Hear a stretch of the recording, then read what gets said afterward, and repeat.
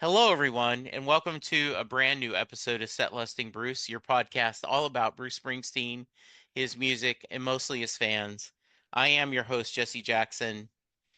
I am so thrilled that my wonderful friend Jay Armstrong is joining me today.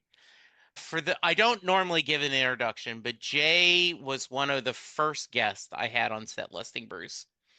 And we had a couple of conversations, and he casually mentioned that when he was teaching at the time, that one day a year, he would give his students the lyrics to Thunder Road, and they would treat it as if it was a poem, and then he would have the class answer the question, "Does Mary get in the car?" I've always wanted to ask Jay, did you make him write out the answer? Not to that question, because I played them like the studio version and the live slow version.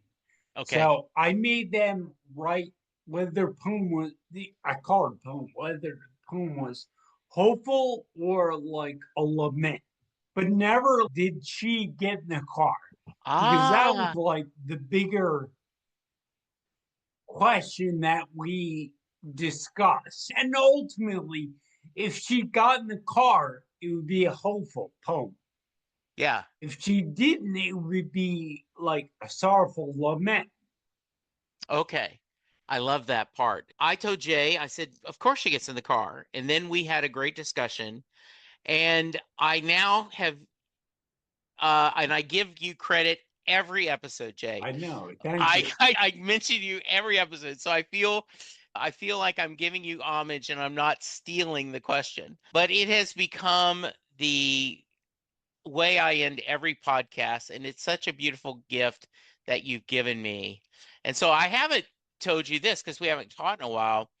I was at the Born to Run symposium a couple of months ago in Malmouth, and all these people making academic papers.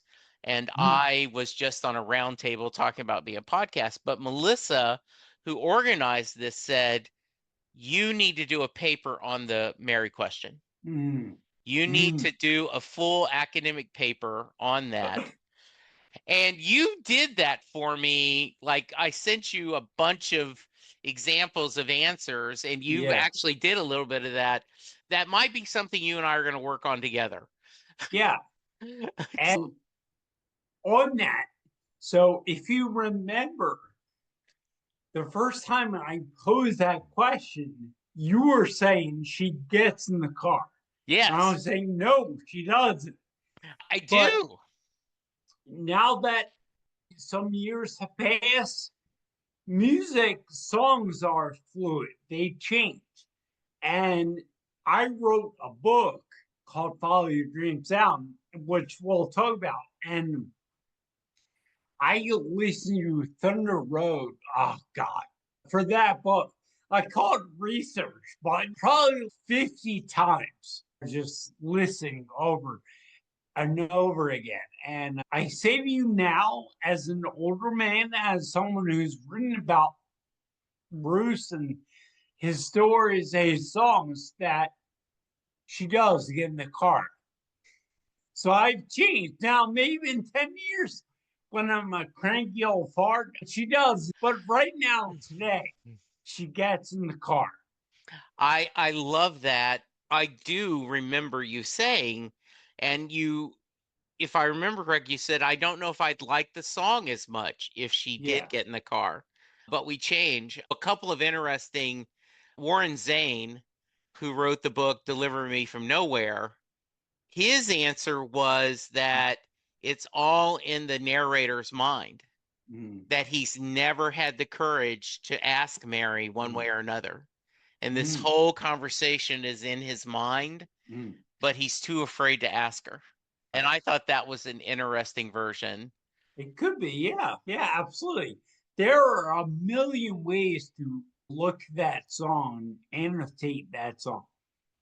And I just had an academic person saying that the the narrator is death, and that when Mary climb in, it's the end of her life. And that and I was and it was funny because she's like, because I don't tell them the whole story. I just put, listen to Thunder Road, give your opinion on if she gets to the car or not.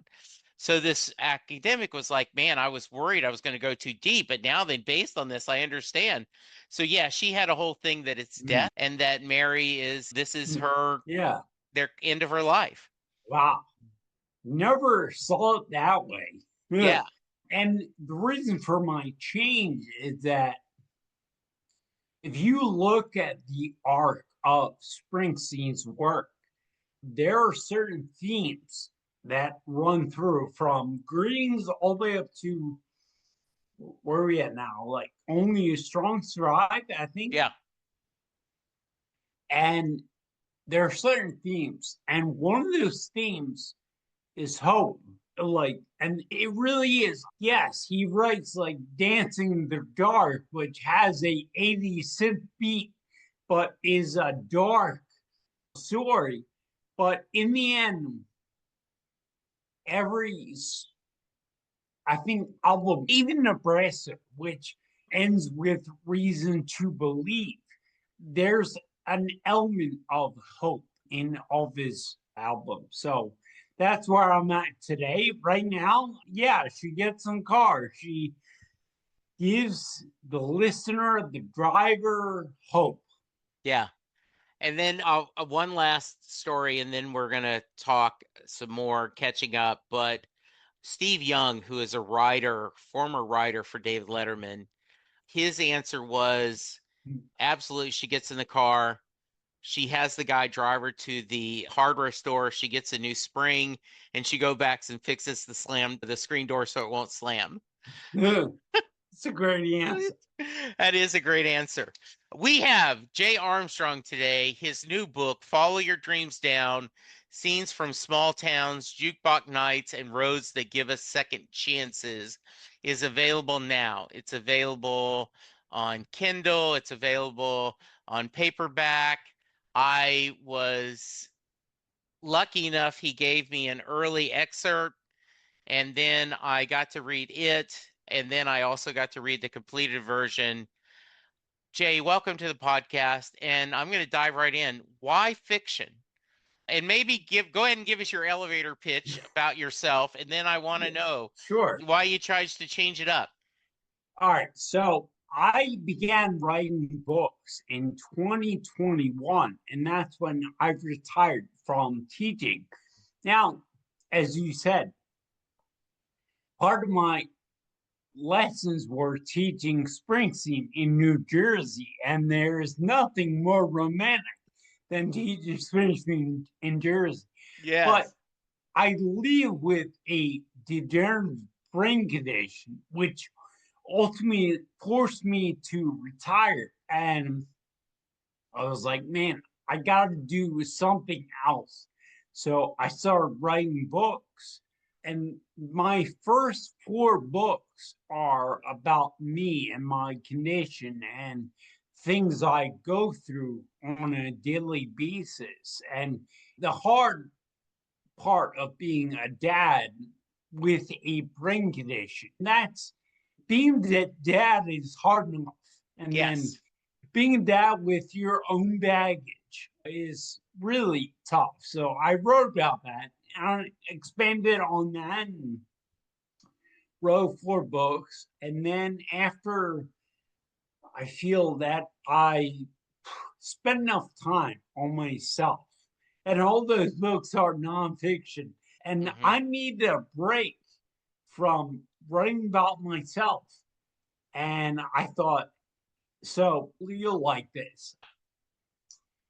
My wife and I and my younger son were heading to Virginia for a soccer tournament back in like March of 2025. And she was listening to an audio book. Okay. I don't know, one of those beach reads. And I'm sitting there and I'm like, I said to her, like, this is terrible. Like, I can't listen anymore. So I put in my headphones and I started making a playlist of Bruce songs. And I was like, you know what? I want to see if I can find songs that like tell a story.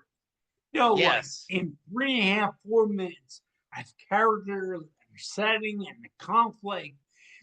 So I came up with 24 songs, and I was listening to them like all the way down the whole weekend, all the way back. And then I started thinking, like, could I write a story that uses these settings and uses these characters in a way where I am, like, for a brief moment of time, a rock star, where I write a story about 3.5 minutes long, like Bruce wrote a song? Could I write a story that involves like characters and setting conflict? And each story is inspired by one of his songs. Yeah, was it different muscles, writing muscles doing this fiction? A little bit, actually, this book was a bit harder. And let me explain why. Yeah. Because those other books about me, my emotions were on the surface. They were easy to grab. Like, yeah, I'm feeling this way. Let me write about it. Yeah. But I wanted to write a fictional book because, again, I needed a break from myself. Sure. But to write a fictional book about these characters, I actually had to go below what I was feeling. And I think about what you are feeling, and what you're feeling may be different from what I'm feeling. And I have a condition that's rare. So I want to write about things that everyone feels. Like, I wanted to take a break from writing about this rare thing and focus on things like love and brotherhood and letting go and the feeling that you are not enough. You Yeah. know, the themes that Bruce writes about. One of the things that I'm curious about is you the challenge of making these very concise. Yeah. I know that I have read other people talking about writing short stories, and that challenge of getting it where it is poignant because it's sharp, it gets to the point. Mm. Do you want to talk a little bit about that, Jay? Yeah. So I was inspired by Bruce's songs. If you look at his songs, they have limited characters. Right. There's one or two, and that's pretty much it.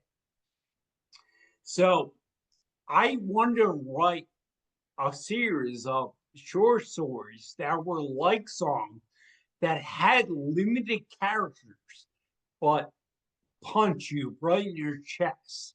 I felt if songs could do it, so could literature. So I read a lot of books over my years that I felt they were great, but they were like a little too long. Okay. They could have been pared down. So one of the first stories I wrote a story that was inspired by If I Should Fall Behind. And that was one of the first stories I wrote, which again is a great Bruce song. And it's about love. It's about like romantic love. And it's a beautiful metaphor. If I fall behind, will you wait for me? It's song that puts into words what love it really is. Yes. And and for me, with the movement disorder, I was seeing it like literally. If I literally fall behind, will you wait for me? And Yeah. he writes about so many songs on my playlist were about like romantic love. I felt like that story, that song, If I Should Fall Behind, could be about brotherly love. And Yeah. it just so happened that right around that time where I was making that playlist, listening to that song, I was at my brother's house and he helped me down the stairs. And we didn't say anything. In fact, to this day, I don't know if we ever said, I love you, but we do things, we take actions that show love. So after he helped me downstairs, I Yeah, wrote a line that goes, I'll read to you, so don't screw it up. sure, please. That's the kind of love brothers don't talk about, they just do. So I started to think about that line. And again, I didn't know where I would go with it. I just wrote it down and then I started listening to that song over and over again. And then I built this story about two brothers going on a road trip. And one of them has a disability. And that lyric, if I should fall behind, is seminal to that story. And when I wrote that initially, it was like 5 pages. And there was like a mom, a daughter, a dog. Like, I was like, you know what? Let me just pare this down. Let me make it as simple as possible. So it really is just two brothers going on a road trip. And it's about displaying love, not saying it, but displaying, showing love in action. And now that story is about like 2.5 pages. So for every story I wrote, I there was definitely more editing to each story than in my other books. Because I wanted each story to be about, again, a song length, like 3.5, 4 minutes. Hmm. Does this create an itch that you want to do a novel? It does. It does. In terms of like content and themes, I'm not sure yet. Like, Okay. but yes, it definitely opened that door. If I can, so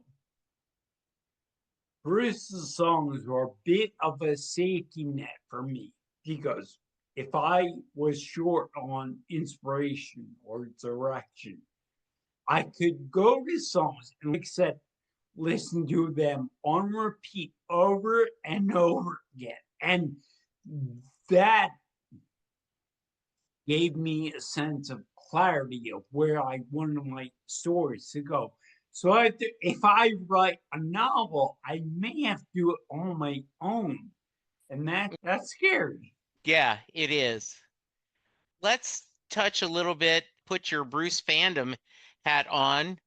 Lot going on in this past couple of years of Bruce, huh? Yeah, absolutely. Share a little bit of thoughts. Did you get to go to any shows? No, I did not. However, I think my appreciation for him now, as he's getting older, Yeah. is greater than has ever been before. And what I notice about him is that he's at that point in his life where he's now giving back to other musicians, to the music world. Only a strong survive is like a worship to music of past. Yeah. And I mean, he does like collaborations with the Lumineers and Zach Bryan, and he does like collaborations with young artists who I think he sees himself in them. So I love that the fact that he's now giving back. And last year for me is like seeing him evolve. And he's not a musician who like did his work. He has enough money and fame at this point. Yeah. He's not like sitting back resting on his laurels. He's giving back. to us, to other artists, he's in a really great place for an Hmm. old artist. Yeah. Older, I should say old, but it's an older artist. Yeah.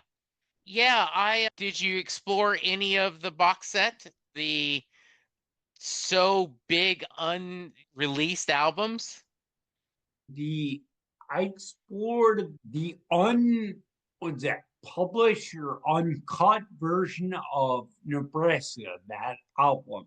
Yeah. And man, that is stark. It really is. But like I was saying, reason to believe. I think buoys that album from despair into hope. Yeah. Warren Zane was on the podcast recently who wrote Deliver Me Mhm. from Nowhere, as we talked about. Which I read is it's great. It is an amazing book, isn't it? Yeah. I was I taken back at the dedication that Bruce had to his art as Yeah. opposed to being a slave to that book is all about like he's at his pinnacle and he's feeling pressure from the rec companies to release like a big hit.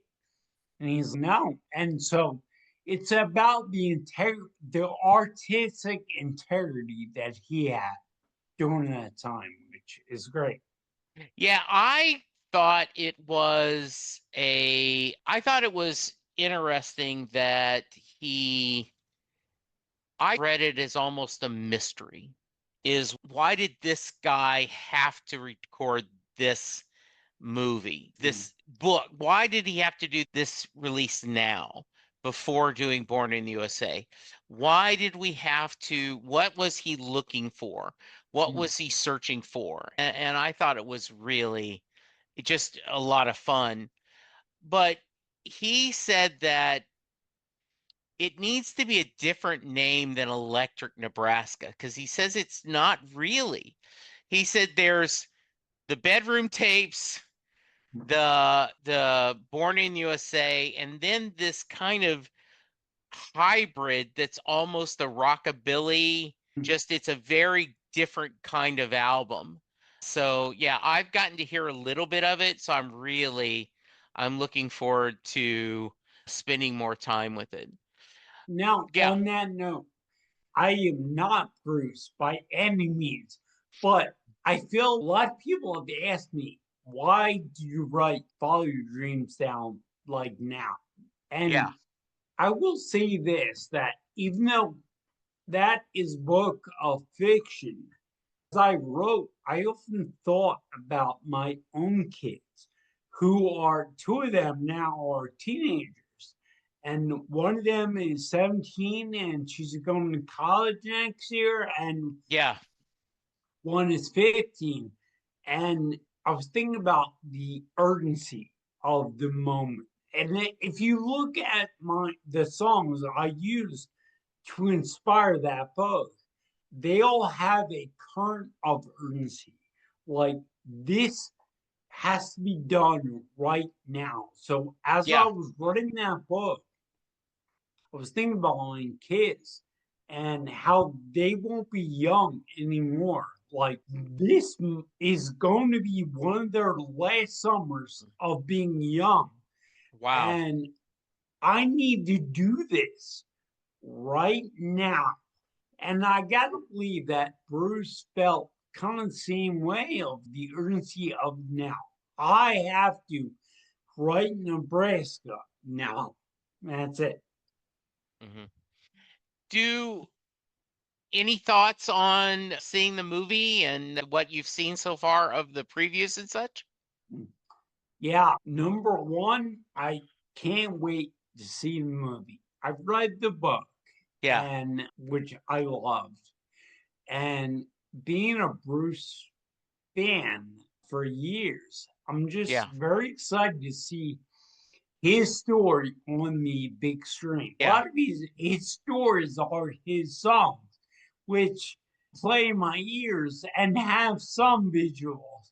But to Yeah. see that story played out on the big screen, I think will. I'm very excited to see it. I saw the Bob Dylan song movie. I think what's it called? Yeah. Yeah, the Yeah. film movie. Complete unknown. Yes, which I love. Yeah. I'm more of a Bruce fan than Bob Dylan, but I just think that movies about artists who are trying to be true to themselves, Yeah. trying to be true to themselves in a time, in an era, in a pressure situation of where the demand is do this, create this, we want you to be this. Yeah. And the hardest thing in life, one of the hardest things, is being true to yourself. Bruce has one, and I'll paraphrase. It's in his Broadway show, and also in his book, Upward On. He said that all you have to do to be a rock star is to risk being yourself. I think that is Mm. one of the things that just propelled him throughout his career. I have to be true to me, no Yeah. matter the pressure, no matter the stakes. I have to be true to me. Yeah. And sharing of yourself is scary, Yes, right? absolutely. Putting out and saying, "Hey, I I can do this. I want to do this." I Yeah. agree. Yeah. Go ahead. To add to that, I was going to say that. So last weekend, right, we were at an event, a fundraiser, and I was selling my books, and people came up and bought some books, and I looked over my shoulder, and there was a woman reading my book. I was like, Okay. oh, and my really good friend was running next to me. And he's, don't look now, but she just threw your book in the trash. What? And Oh I no. looked over and he was joking. Yeah, Oh my but goodness. absolutely. But that is what's that you're going to put out something into the world and not Yes. everyone will enjoy it. Not everyone will like it. And that's scary. Yeah, Like that when is. my friend said that, my heart dropped. I was like, oh God. But he was joking. But it's a metaphor for the idea of putting your heart out there and somebody throwing it in the trash. That is a great friend that's giving you crap like that. Yeah, That's absolutely. yeah, that's awesome. I love that. Yeah. Yeah. So what are you working on next? Yes. Fiction is definitely up there. But I wrote my first book 5 years ago. Wow. And that book, Bedtime Stories for a Living, my oldest when I wrote that book was 12. I Yeah. 12, 10, and 7-year old. So that book, yes, it's about my diagnosis and the trials and tribulations of being a father to young kids.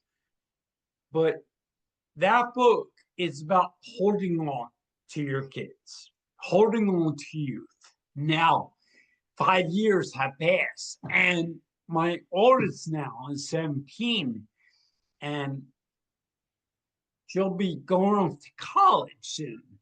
And I'm thinking now that I want to re release that book now that Okay. 5 years have passed, but I'm going to write some new pieces about letting go. And that Mm. really, if that first publication was about holding on, the new one Mm. 5 years later would be about letting go. Yeah. What what has living with this condition taught you about yourself, Jay? And I'm sure you've written 3 books about it, 4 books about it, but yeah, if you could share, what has it taught you about you? That I am tougher than I think I am. Like, we as humans, we can endure a lot. We can. We're all tougher than we think we are. I'm not saying like tough in like a brighter kind of way, but Yeah. I've been through some stuff. I survived and I've lived to tell that. So it's taught me about being resilient in face of challenges. Like people often ask me, like, how do you do this like every day? And I often say that I earn my rest. And what I mean by that is I earn my rest, that every day is a challenge for me. And I work as hard as I can, whether again it's writing or being with my family or working out, until I get tired, which is about 7 p.m.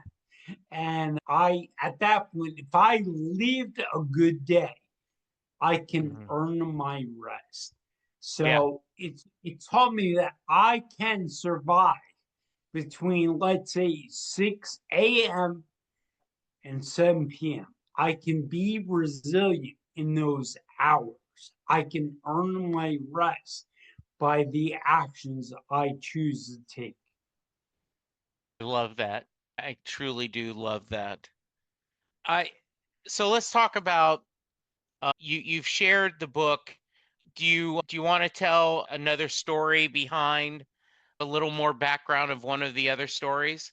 Absolutely. I'm glad you brought up the brother story. The idea of going on a road trip together. I I've told the story often, but when my brother was in hospice and we knew that he didn't have a lot of time. And so I went and saw him at the hospital, and it was not, it was a depressing place. It Mhm. wasn't. And I sat at his bedside and we talked a couple hours about nothing important, Jay, just bullshitting. Talking about Battlestar Galactica and Firefly and how he had a huge crush on Katie Sackhoff and stories making fun of our mom's craziness. And then at the end, he hugged me and I hugged him and I didn't see him again. And your story about the two brothers traveling, where it isn't about the one who is ending his life, it's just about being together, really meant a lot to me. And I'm glad you shared that one. But some of them are funny. A lot of them Yeah. are funny. So share me another story. All right. So you want a humorous story. Sure. So I now you know the song well, but Drive All Night can that song is a bit of an acquired taste. Like some people like that song, some people feel now that song is like what, 8 minutes? Yeah. It's long. And I was always like not perplexed by the fact that the narrator would drive all night to buy shoes. Drive all night. Like, I just felt that was weird. Drive all night to Yeah. buy shoes. But that song, the more I listen to it, really is that I will do ridiculous, stupid, idiotic things for you, for the person I love. And we've all been in that moment where we lose all faculties of reason because of love. And I was thinking about the idea of buying you some shoes Yes. and how, again, that is so absurd. Like, why not like flowers or candy? And I was thinking about the idea of buying some shoes. And I wrote a line again. These stories often start with just a line that I wrote. And I started thinking about what kind of shoes were they? So I wrote the line, they're like Dorothy's shoes from Wizard of Oz, Yeah. except sluttier. No, and I started thinking about because these characters are flawed. All of them are flawed in their own way. And I thought about I would drive all night to buy you these ridiculous red shoes that look like something Dorothy wore, but they're only slutty. And that propelled me to write that story about the idea of the ridiculousness of love, how we lose again all faculties of reason to take actions that don't make sense to anyone else, but only make sense to us. Yeah. I love that. That is so good. So what do you want people to get out of this book? And once again, it's Follow Your Dreams Down, Scenes from Small Towns, Jukebox Nights, and Roads That Give Us Second Chances. Every short story is based on a Springsteen song. You actually give us the set list at the end. And tell you what, before I do that, explain to me what was your thought about organizing the collections? Because you do kind of try to do it as if it was a concert, don't you? Yes. So if you, which I knew we have, if you look at set lists of Yeah. Bruce's concerts, there is a certain flow to them. An upbeat song followed by a slower song. There are certain themes in the set list that he follows. And I love the idea of compiling set lists, even though I'm not a musician. But Yeah. for me, I love the idea of creating a playlist for me where I can move from one feeling to the next. And so, as I was making my playlist, I originally picked songs that I enjoy. Yeah. One is Saw Me a Challenge, one of my favorite songs, but it's not in the book. Yeah. And the reason for that is because I put that there, but I was like, I've written about heartache and urgency. I want to write about something else. So I actually substituted that for Jesus was an only son, which I wrote if I wrote from the perspective of a Roman soldier putting Jesus to death. And I gotta believe that in that moment, that soldier was conflicted. He was doing his duty, but he Yeah. had to be like torn up inside. And that's something that I think is universal, that has transcended time, where you're doing a job, but you're also a human being who's very conflicted about your job.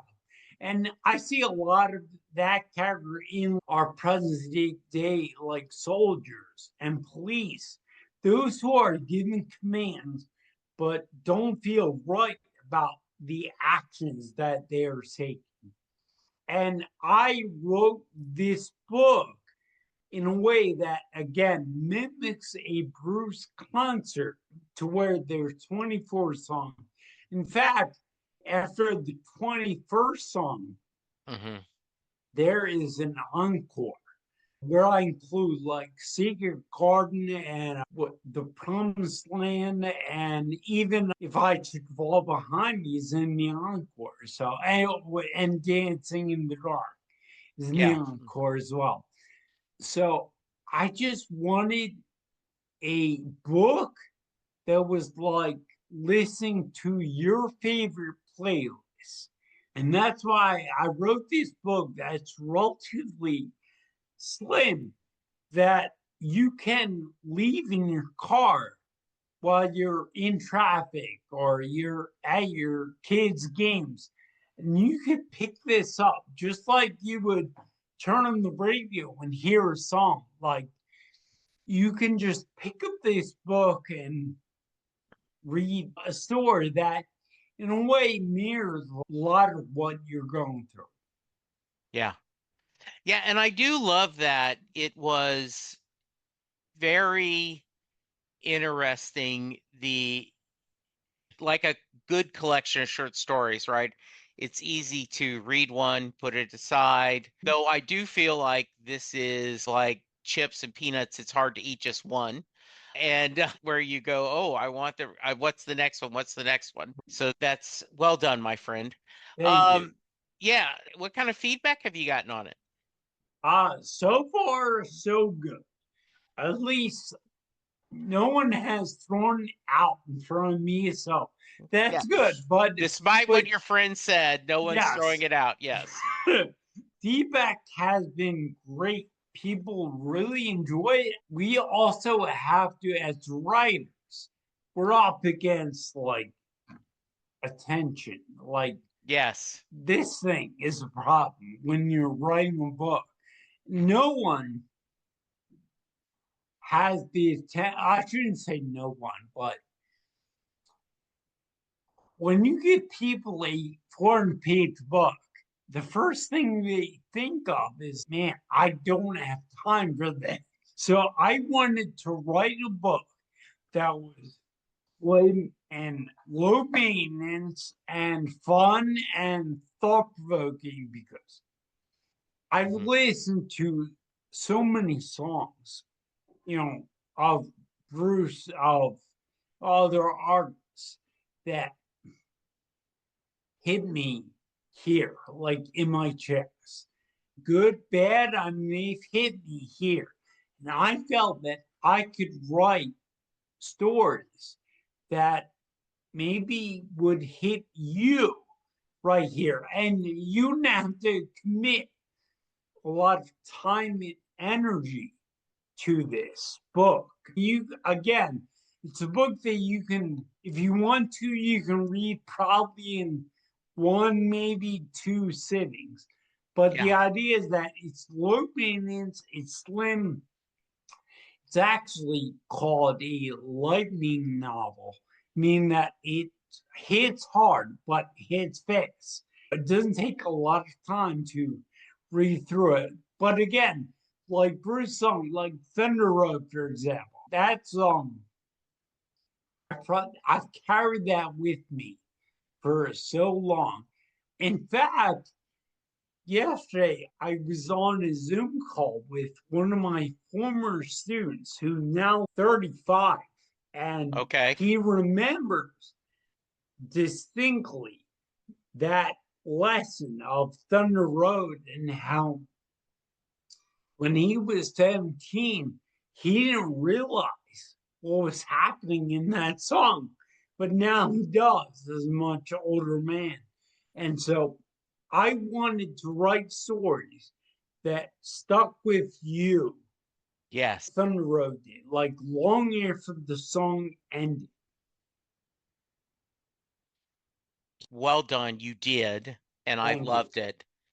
If someone wants to reach you, what's the best way? The best way to reach me would be via Substack. I write on Substack twice a week. I write about like courage and resilience and hope and bravery, and a lot of what I write is about what I'm personally going through. I wanted to give voice to disability. I want to give voice to the things that we don't say out loud. Yes. On Substack, you can find me at Jay Armstrong 12. And yes, please go there, follow him. Jay, I am so happy you joined me. I am so proud of you getting outside your comfort zone. We talked a little bit about this, that this is a little uncomfortable for you, but It you did is. great, my friend. Thank you. Yeah, I love catching up with you. I love harassing you about your Eagles, which are continuing to break my cowboy heart. Yeah, And I can't wait for the next one. thank you. So, everyone, please go to wherever you get your books. Follow Your Dreams Down, Scenes from a Small Town's Jukebox Nights, and Roads That Give Us Second Chances. Jay Armstrong, the creator of The Mary Question. Once you check that out, check out his other books.